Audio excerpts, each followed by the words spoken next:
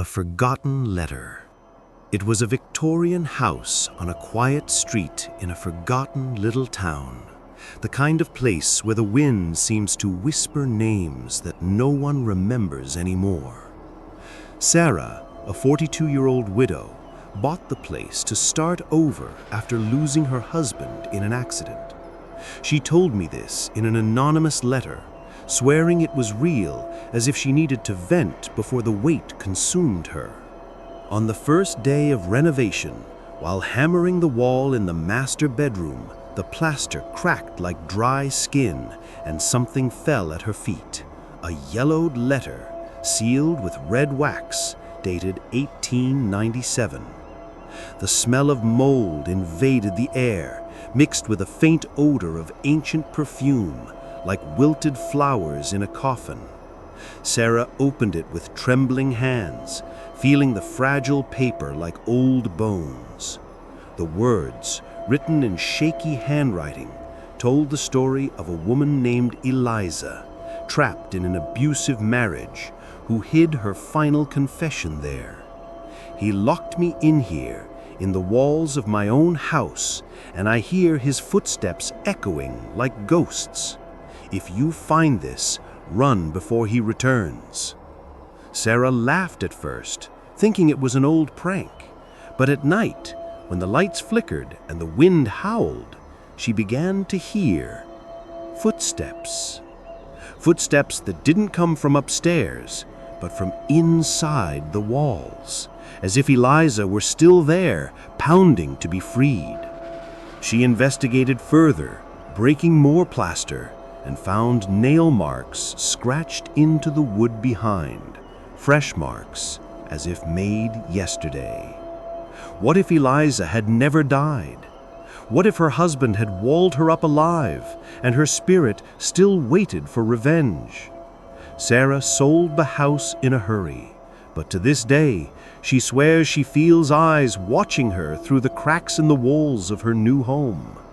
As a quote from Edgar Allan Poe echoes in this story, "The walls have ears, and sometimes they speak."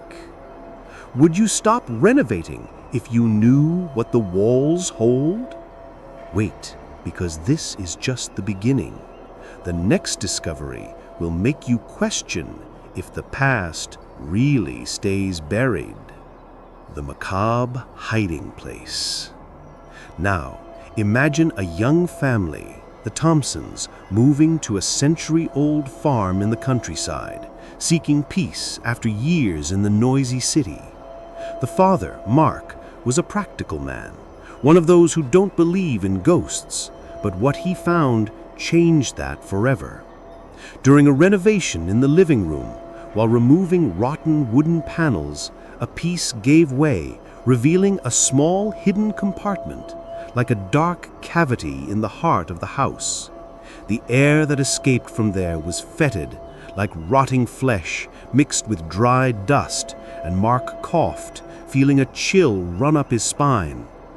Inside, wrapped in dirty cloths, there was a small skeleton, not of an animal, but of a child, with delicate little bones and a broken bead necklace around what remained of the neck. He called the police, and the experts confirmed human bones from a girl about 8 years old, dead for at least 150 years. But what shocked Mark wasn't the bones themselves, but the diary hidden alongside, crumpled pages with notes from a doctor from the Civil War era.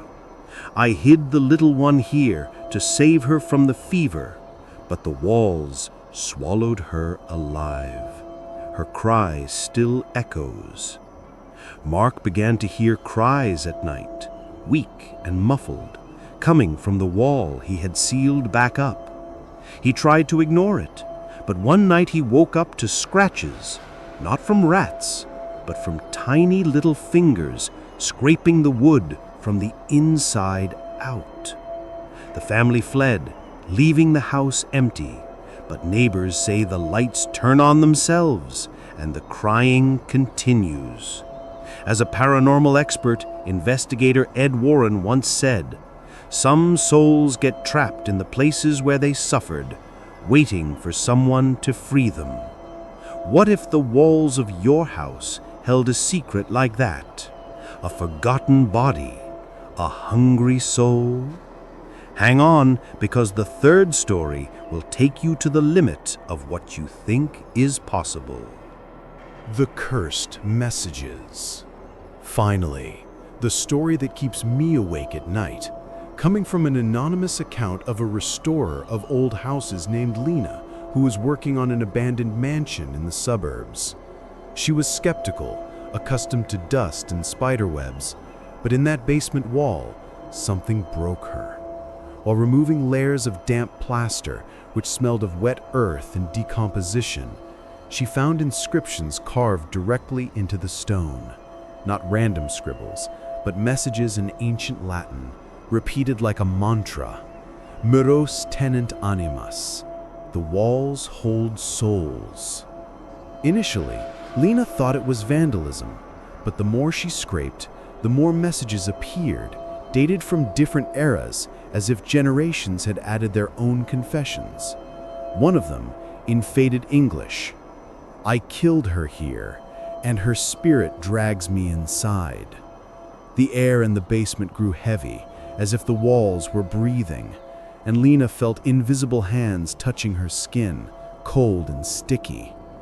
She researched the house's history and discovered a pattern. All previous owners had disappeared without explanation, leaving only nail marks on the walls. One night, alone, the lights went out and the messages began to glow faintly, as if illuminated from within. Lena fled, but she took a photo with her, proof that the walls not only guard secrets, but use them to attract new victims. As a passage from an ancient folklore book warns, beware of houses that whisper, they collect souls like trophies. Lena never renovated an old house again, and now I wonder, what if the walls of your house were watching you, waiting for the right moment to reveal their own horror? These three discoveries, the letter that echoes footsteps from the past, the hiding place that cries for justice, and the messages that trap souls, prove that the walls of old houses are not just barriers, they are living tombs, guarding horrors that can be unleashed with any hammer blow.